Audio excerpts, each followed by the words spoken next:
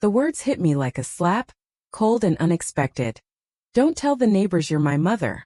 My own son. He whispered it like I was a dirty secret, an embarrassment he couldn't afford to have known. He barely moved his lips, his gaze darting around as if the manicured lawns themselves had ears. I was a secret, a smudge on the pristine canvas of the life he'd so meticulously painted. A searing pain shot through me, but I didn't let it show. I simply smiled, a practiced, empty thing, at the man meticulously watering his golf course green lawn, and waved back. Just a visitor. Just a stranger. That's what I was supposed to be. After 2 planes, a bumpy taxi, and a lifetime of devotion, I'd arrived. My small suitcase felt heavy, but not as heavy as the tin of raspberry scones I clutched, still warm, Daniel's favorite since he was a boy. Every step was an ache in my weary knees, stiff from the long journey from Oregon to Connecticut. But I didn't complain. I never have. Not when I burned the midnight oil, working double shifts at the clinic to keep a roof over our heads. Not when I emptied my savings, painstakingly earned, to pay for his college tuition. And certainly not when I signed the papers for this very house, the one he was now leading me into like I was nothing more than a casual acquaintance, a forgotten face from a distant past. Take your shoes off here, he instructed, his voice clipped. Carla just had the floors polished. I bent slowly, the small muscles in my back protesting. Unzipping my worn walking shoes. The entryway gleamed, a sterile expanse of expensive tile, stark beneath an abstract painting I didn't recognize. There was nowhere to hang my coat, nowhere to truly settle in. I just stood there, clutching it. Then Carla appeared, wine glass in one hand, phone in the other, a ghost of a smile playing on her lips. "Marianne, welcome," she chirped, but her eyes held a polite disinterest. "We weren't sure which flight you were on." "I texted yesterday," I replied, my voice steady. "Right," she nodded, already pivoting back to her pristine kitchen. "Well, we've got a full house this weekend. Neighborhood social tonight. Hope that's okay." Not an invitation. A statement. A boundary. Daniel wordlessly took my coat, but he didn't hang it in the spacious hall closet, overflowing with designer jackets and polished shoes. No, he tucked it away in a narrow, almost hidden alcove by the door, like something to be stored, not displayed. I walked into their living room. It was beautiful, I'll give them that. Neutral tones, sharp angles, every object meticulously placed. A tableau right out of a glossy magazine. But there wasn't a single photo of Daniel as a boy. Not one. Nothing of me. The fireplace mantel showcased 4 frames. Carla's parents in Rome, her sister in Manhattan, her children from her first marriage. Even the new baby, my granddaughter, didn't have a photo with Daniel. Just perfectly posed shots. Nothing warm. Nothing real. I held up the tin of scones, a small offering of love. "Where should I put this?" "Oh, just leave it on the counter," Carla waved dismissively, her attention already elsewhere. "We're doing gluten-free right now, but the kids might want some." Those kids, Carla's 12 and 9-year-olds from her previous marriage, Daniel's stepchildren, peeked in, mumbled rushed hellos, and vanished upstairs. They didn't know me. They'd never even spoken to me on the phone. My own granddaughter, the baby, slept peacefully upstairs in some sleek white bassinet that looked less like a crib and more like an expensive gadget. "We'll show you to the guest room," Daniel announced. Not my room. Not our home. Just a place for a temporary stay. He led me down a gleaming hallway, past a door labeled Private Office, in tiny, elegant script, like I was in some corporate building. The guest room itself was clean, yes, but sparse and utterly cold. No books to read, no comfortable chair to rest in. Just a bed and a hotel-style suitcase stand. On the nightstand sat a little card. "Welcome guests. Wi-Fi Thornhouse 1. Thornhouse." My last name was Cross. It felt like a deliberate, cruel joke. "I'll unpack later," I murmured, sinking onto the edge of the bed, my legs screaming for relief. Daniel hovered for a moment, an anxious flutter about him. "Just try to be relaxed tonight," he cautioned. "It's mostly Carla's circle.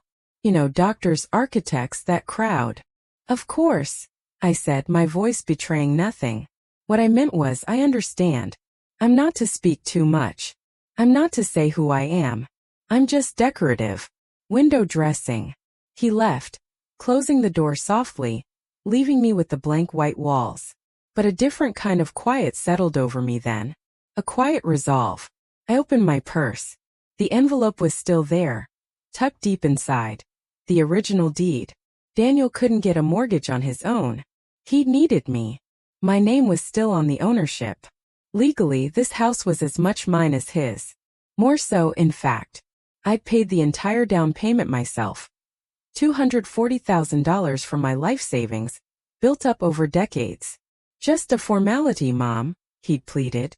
Just help me get started. It's for our family's future. And I had believed him. I always believed him. I smoothed the envelope in my lap, feeling the sharp edges of the paper through the leather. Then slowly, as if it might burn me, I pulled out the document. I took a photo. A careful, steady shot. Then I slid the deed back inside, zipped the purse closed. Tomorrow I wouldn't just go for a walk to clear my head. Tomorrow I would take my time, and I would find someone who could help me remember how ownership really works. The next morning, the house was already humming with activity. Carla wrestled with fruit and yogurt in a blender. Daniel scrolled through his phone. Neither looked up when I entered. "Morning," I said, not too loud, not too soft. "Morning," Daniel mumbled, his eyes still glued to the screen. I poured myself coffee from one of those sleek, modern machines that looked like it required a license to operate. It was thin and bitter, but I didn't complain. I sat at the breakfast bar watching. "We're heading out soon," Carla announced, not turning. "Farmer's market. Then the park with the kids." "That sounds nice," I replied. "Maybe I'll take a walk around the neighborhood, stretch my legs." Daniel finally looked up. "You're sure you're okay with that? It's a pretty upscale area. Just don't talk to anyone too long, okay?" I tilted my head slightly. "Why would I?" "No reason," he said quickly, almost too quickly. "Just, people here can be particular." I nodded, pretending not to notice the sharp glance Carla shot him, as if he'd said too much.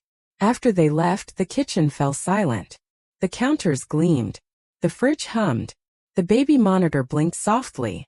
I picked up my coffee and walked through the rooms. I'd never been invited before.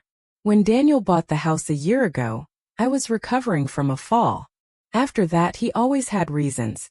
Too busy, Carla not feeling well, the house wasn't ready. Now I understood what ready meant. It meant perfect, pristine, controlled. It meant no room for me. In the hallway, a gallery wall displayed black and white architectural photos, dramatic bridges, city skylines. No family photos. Not even of the baby. I opened the laundry room door. Stacked appliances hummed. Next to them, a tall cabinet. Unlocked. Inside, files, envelopes, household paperwork. I spotted a familiar beige folder, the one from the day he'd begged me to co-sign. I pulled it out. Right on top was the closing summary, mortgage documents, the legal ownership statement. My name, Marion Cross, printed in full. Below it, his name smaller as the second party. I slid the folder back into place, a quiet defiance settling deep in my chest. I wasn't looking for confirmation, not really. I already knew. But something in me needed to see it again, to feel the weight of it in my hands. To remind myself. I wasn't imagining this. I wasn't being petty or dramatic. I had every right to be in this house. More right than Carla, more right than anyone. By the way, if you're still with me on this journey, if you've ever felt unseen or unheard, make sure to hit that subscribe button. You won't want to miss what happens next. Because sometimes, the quietest stories hold the biggest truths. Later that afternoon, Carla returned, a canvas bag overflowing with heirloom tomatoes and artisanal bread. "We're having bruschetta for dinner," she announced, as if presenting a Michelin star menu. "Hope you don't mind." "Sounds lovely," I said, ever the polite guest. "Do you need help?" She paused, a flicker of confusion in her eyes. "Oh no, it's all under control." I watched her slice those tomatoes with surgical precision. Every movement deliberate, almost performative.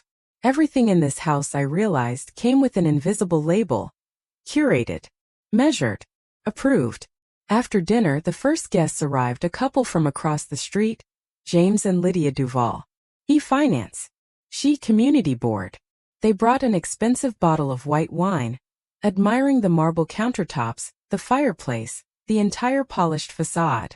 Then Carla gestured towards me with a quick, bright smile. "And this is Mary Ann," she chirped. "Daniel's family friend." Family friend. The words were a tiny sharp needle under my ribs. Quick, casual, designed to define and dismiss. But I didn't flinch. I just smiled a quiet, knowing smile and offered Lydia a glass of wine. I let that phrase, family friend, hang in the air, let it settle into their perception of me, thick and sticky like wallpaper glue. "So nice to meet you," Lydia said, her gaze curious. "Are you staying long?" "Just a few days," I replied, a subtle edge to my voice. "It's always nice to visit places you've invested in." Her brows lifted, a ripple of surprise. "Oh, are you in real estate?" "You could say that," I answered, holding her gaze. "I helped acquire this property." Daniel coughed, a sudden choke sound. Carla's hand, poised over the tomato bowl, stilled. Lydia laughed politely, clearly unsure if I was joking or making an obscure social faux pas. Later that night, the house finally quiet, I sat on the guest bed, the photo of the deed stark on my phone screen. My name. Not just a name but a shield. I remembered Daniel's desperate, eager call all those years ago. "This is the one, Mom. This house. It's perfect. We just need a little help for the down payment, and the bank wants someone with better equity. It's only on paper just until I refinance." I said yes. Without hesitation. I always did. I sold the last of the bonds I'd been saving since my late husband passed, taking a hit on the taxes. I told myself it was worth it.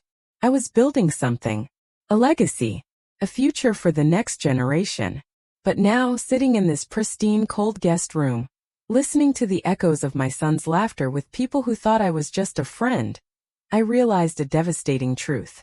I hadn't built anything at all. I had simply rented love. On a painfully short lease. The next morning, Carla greeted me with a schedule. "We'll be out most of the day. Soccer for Nathan, then a baby sensory class," she said, placing a neat list on the kitchen table like she was managing a guest at a retreat. "You're welcome to stay and relax." Relax. That meant, stay out of the way. Don't be seen. Don't be heard. Daniel chimed in. "There's food in the fridge if you're hungry. Just help yourself." As if I hadn't cooked every meal of his childhood from scratch. As if I didn't know how to feed myself. I just nodded. "Of course, you two go enjoy yourselves." They left in a flurry of baby bags, strollers, and choreographed urgency. The door clicked shut, and silence fell over the house like a heavy curtain. I stood in the kitchen for a while holding my coffee.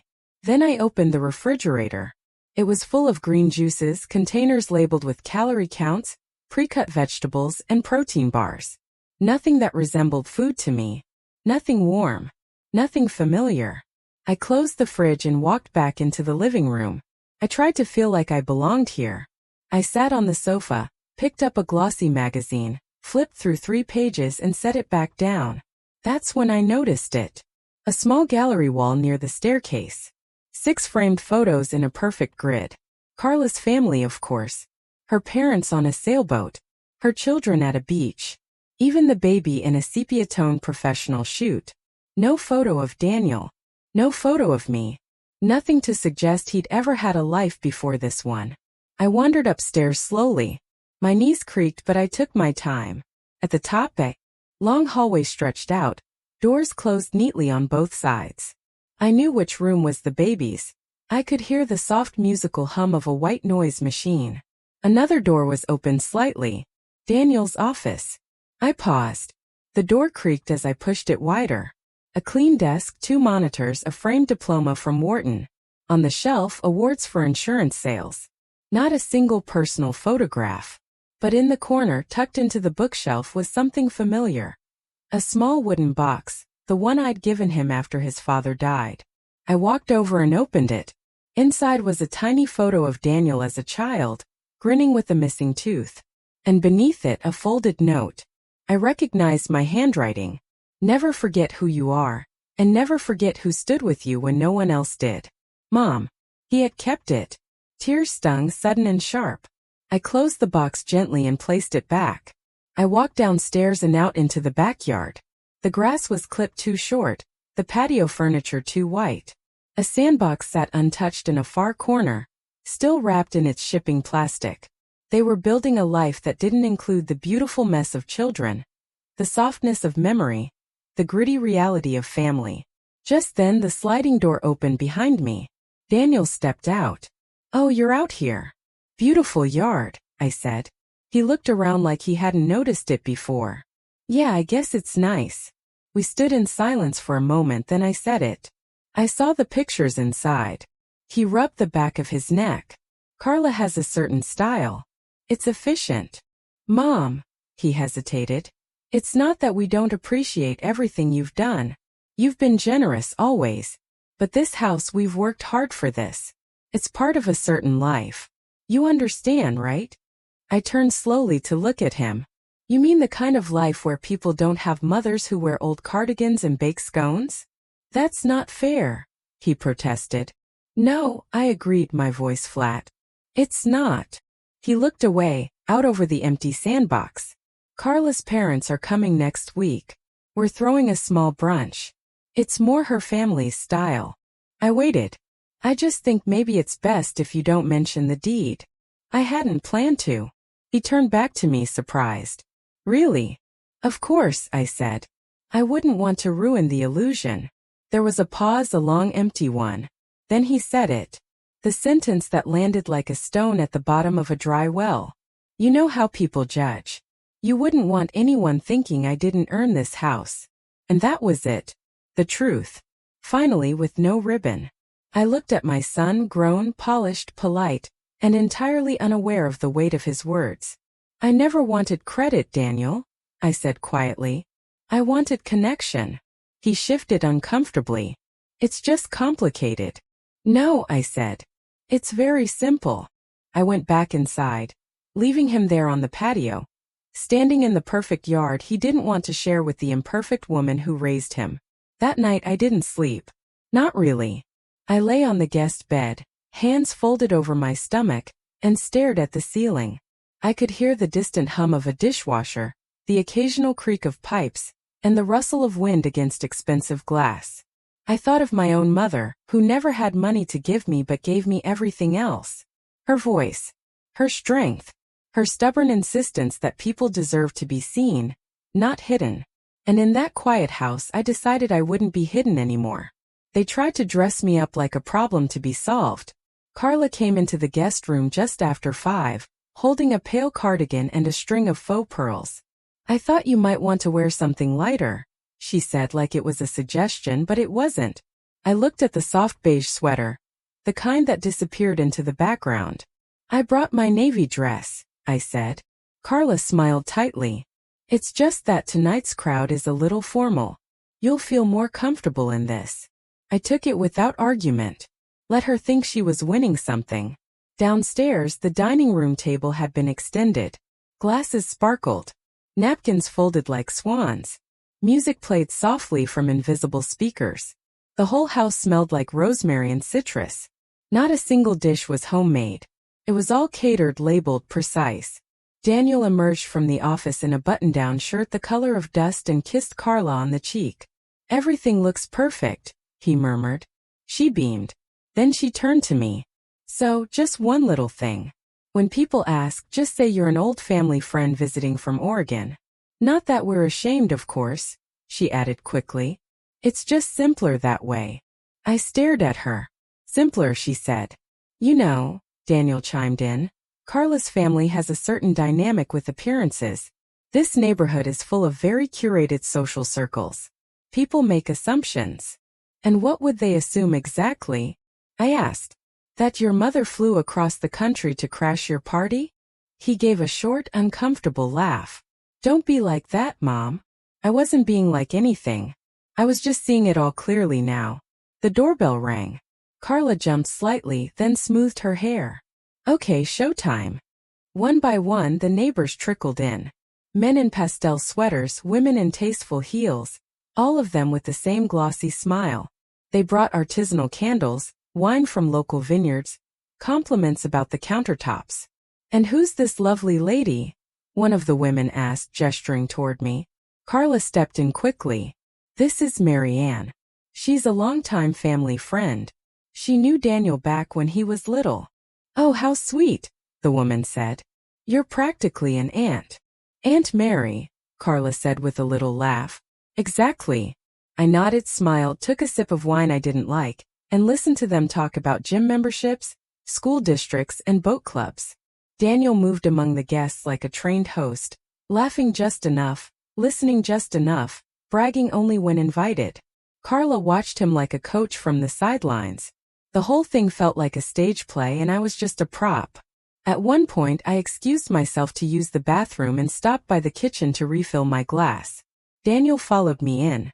"You're doing great," he said quietly. "Thanks for playing along." "Is that what I'm doing?" I asked. "Playing." He ran a hand through his hair. "Look, I know it's weird, but you know how important this is to Carla. She grew up around money. Reputation means something in her world." "And what about your world, Daniel?" He hesitated. "This is my world now." I nodded slowly. "Understood." When I returned to the dining room, they were talking about house values, how much their properties had appreciated. Someone mentioned the market rate of the homes on the east side. "Oh, but this house," Carla said brightly. "We got it at just the right moment before the area spiked. It was a smart move. Good timing." One of the guests agreed. I sat down quietly and listened. Daniel said nothing about who made the purchase possible, who paid the down payment, who co-signed the mortgage. It didn't fit the narrative. I wasn't part of the story they were telling about themselves. Later, when dessert was served, tiny lemon tarts in fragile glass cups, I caught Daniel's eye across the table. For a second he looked like a boy again, nervous, uncertain, waiting to see if I'd embarrass him. I held his gaze and smiled. Not kindly, not unkindly. Just enough. Enough to remind him I wasn't forgotten. I was quiet but not erased. When the guests finally left, one of the men patted Daniel on the shoulder. "Lovely evening, and what a charming aunt you have. So gracious." "Thanks," Daniel said. "She is." I went upstairs before he could say more, slipped out of the cardigan, took off the pearls. Back in my nightgown, I opened my phone again, looked at the photo of the deed, my name, his name, the value.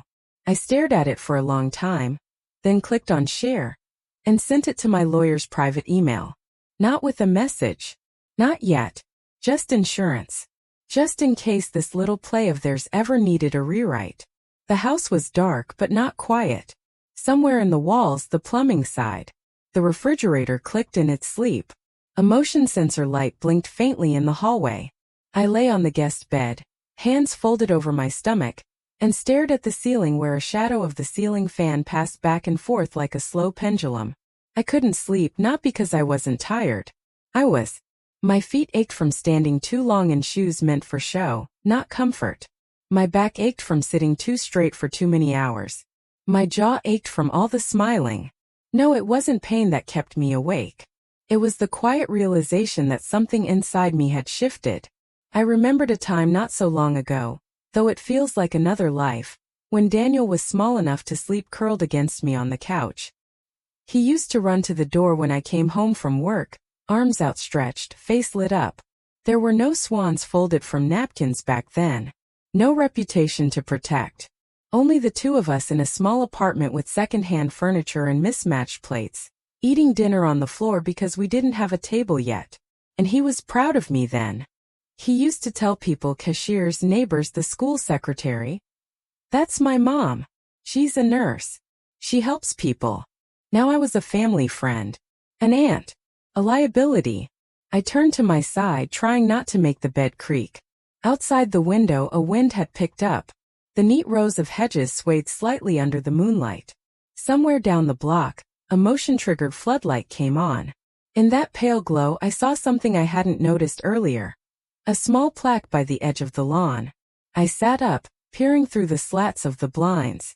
The Thorne residence, engraved in brushed metal, anchored into the ground with pride. It wasn't even his full last name. Just Thorne. Shorter. Crisper. Easier to say in introductions. Daniel Cross had been shortened, polished, and sanded down until he fit better into cocktail conversations. It was almost funny.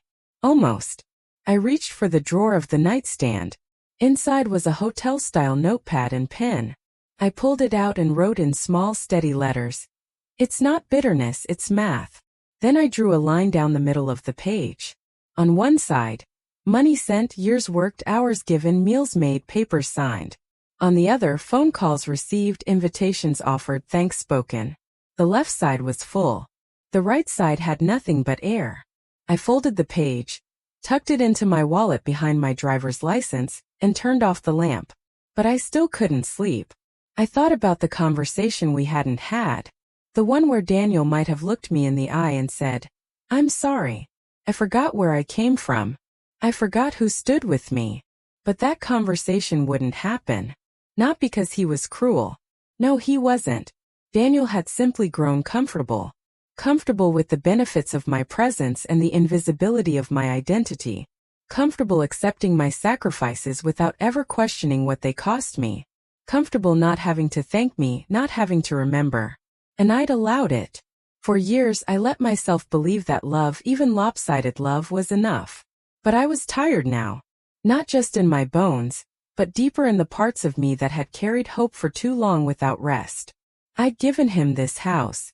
I'd watched him host his new life in it. I'd heard the careful omissions, the revised introductions, the tidy edits to history.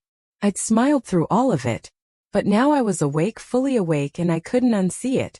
I swung my legs over the side of the bed and stood slowly. Walked to the closet where my suitcase sat and opened the small front pocket. The envelope was still there. I took it out again, unfolded the deed, and stared at the date. October 17th. The day we closed on the house. The day I wired the money. The day I bought him the future he didn't want to share with me. And then I noticed something I'd forgotten. The deed wasn't just a name. It wasn't just ownership. It included a clause, a line added by my lawyer at my request. No changes in ownership, refinancing, or sale may be executed without written consent of the primary deed holder, Marion Cross. He couldn't even sell this house without my approval. And suddenly I felt calm. Not vindictive. Not angry. Just clear. There would be no shouting. No letters. No drama. Just the slow, steady turning of the wheel back into my hands. It was still my house. And he had forgotten what that meant. The day before they left for the water park, I found the right moment. We were in the kitchen. Carla was arranging little containers of snacks, gluten-free pretzels, carrot sticks, dried mango. Daniel was folding towels into a beach bag. Everything was moving fast, but their minds were already on vacation. "I was thinking," I said casually, "if you're comfortable with it, I'd love to stay here this weekend. You know, while you're away." Carla looked up, her hand hovering over a plastic container of sliced grapes.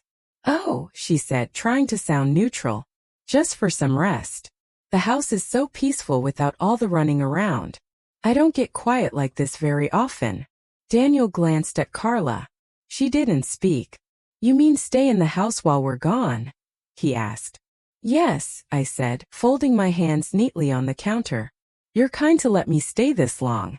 I wouldn't mind a bit of solitude before heading home." Carla cleared her throat. "It's just the alarm system. I won't touch it. I'll leave the back door lights on, water the plants if needed, and keep everything locked. No trouble at all." Daniel ran a hand through his hair.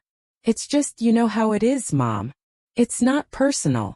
"No, of course not," I said gently. "It's never personal." That landed. He flinched slightly.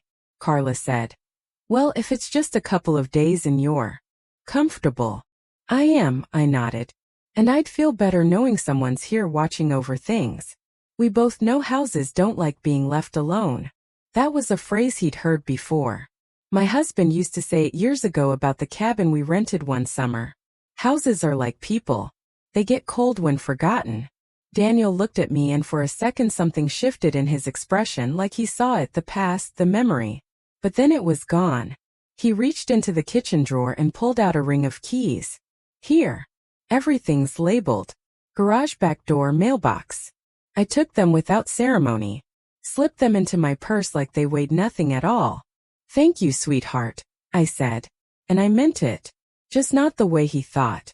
Carla went back to her precisely arranged snack containers. Daniel adjusted the strap on a diaper bag. I stood at the kitchen island watching them pack the life they'd built. Efficient, detached, utterly polished. They left the next morning before the sun had fully risen. A flurry of last-minute checks and choreographed goodbyes. Carla kissed the baby 3 times before Daniel finally herded them out. "Text me if anything comes up," Daniel called. "Of course," I replied, already holding the key fob, a trusted guest. "And don't let the alarm beep too long when you unlock the door. It gets fussy." Carla gave a tight, relieved smile. "Thanks again for staying. It's a relief, really." "Enjoy the water," I said genuinely. "You all deserve a break." Daniel leaned in, a quick kiss on my cheek. A formality. Then they were gone. Tail lights fading into the soft morning mist. I didn't wave. I just walked back inside, locked the door and leaned my back against the cool white paint. The silence that followed wasn't empty. It was full. Full of a deep, resonant truth returning to these walls. I walked into the living room, sank into the armchair I hadn't dared to touch all week, kicked off my shoes and stretched my legs. This wasn't revenge. This wasn't an outburst. This was simply restoration. I didn't call Daniel. I didn't warn him. And I didn't feel cruel. I felt clean. As the sun dipped below the manicured hedges, painting the sky in hues of gold and rose, I made myself a cup of real tea.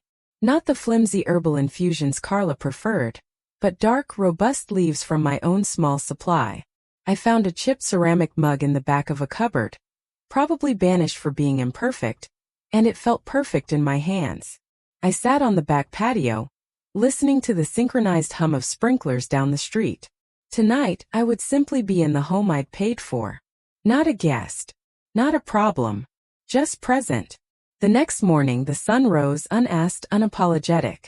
I was already awake, a quiet hum of purpose thrumming beneath my skin. I made my coffee the old way, slow drip, dark and rich. Like I used to when necessity was my alarm clock. At 9:01 am I dialed. 3 rings. Then Helen Stafford's voice. "Helen," I said, calm and steady. "It's Marianne Cross." There was a beat of surprise.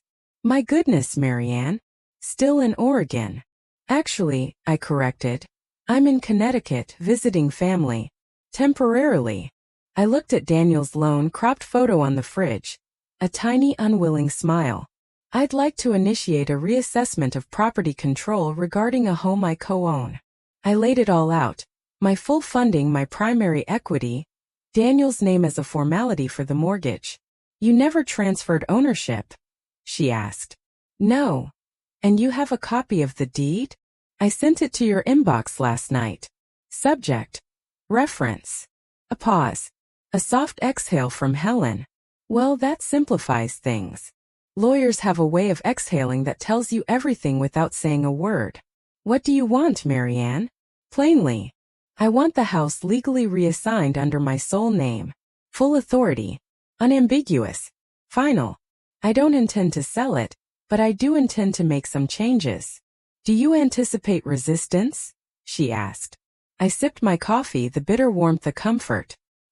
"He doesn't know yet. But yes." Helen didn't ask why. She didn't need to. "All right," she said. "You're still the majority deed holder. We have leverage. I'll prepare a transfer declaration. You want it quiet." "As quiet as dignity allows," I replied. "Understood. I'll email a draft this afternoon." When I hung up, the house seemed to breathe around me. The expensive furniture, the curated colors, the faint scent of lemon cleanser. None of it mattered anymore. Not in the way it had. That afternoon I opened Daniel's desk drawer. I wasn't snooping. I was simply retrieving what was mine. Beneath a stack of glossy architectural magazines, I found the spare set of keys. Garage. Office. The fireproof box under the stairs. I started with the garage. Boxes labeled Christmas. Baby gear. Old tech. Then a dusty bin hand-labeled Mom Ms. K. I opened it. Inside. A few framed photos of Daniel and me. High school graduation. A small beach trip when he was 9, the one he always called his best day. A recipe card in my handwriting. A birthday card I'd sent 2 years ago, unopened. I closed the lid. Later, Helen's draft arrived. Clean, precise, no unnecessary language. A quiet assertion of what had always been mine. I signed digitally, sent it back. Helen's final message. Once filed, he'll receive formal notice, but if you'd rather tell him yourself, you have until Tuesday. I closed my laptop, turned off the light. I would give him 2 more days of his illusion. Let him sip wine on some resort patio, believing he'd built a perfect life. Let him think his mother had vanished into the background. I would wait. And then I would knock on the front door of the life he'd excluded me from. Not as a guest. As the owner. Because sometimes silence isn't surrender. Sometimes it's strategy. The filing was processed at 9:43 a.m. on a Wednesday. A notification landed in my inbox. Plain. Clinical. Efficient. A scanned copy of the reassigned title deed. My name listed singularly under legal owner. No fanfare, no calls, just one sentence from Helen. It's done. I sat at the kitchen table, the screen open before me, letting the words settle. Not in triumph. Not in anger. Just in balance. I didn't go back to the house. Not because I was afraid or unwelcome or even angry anymore, but because it wasn't about the house itself. I had made my point. I had reminded him. And now there was something else to do. Something final. A week after the filing, I sat in a small office in Salem, Oregon. The very same place where I'd signed that original wire transfer 2 years ago. The same notary, the same pen. But this time I wasn't signing for anyone else. Name of the beneficiary? The notary asked gently. I smiled. Her name is Emily. She's 6. He paused. A granddaughter? I nodded. She won't be able to manage the property until she's... I know, I interrupted softly. It will go into a trust. Full transfer on her 25th birthday, or earlier with a court petition. He filled out the rest.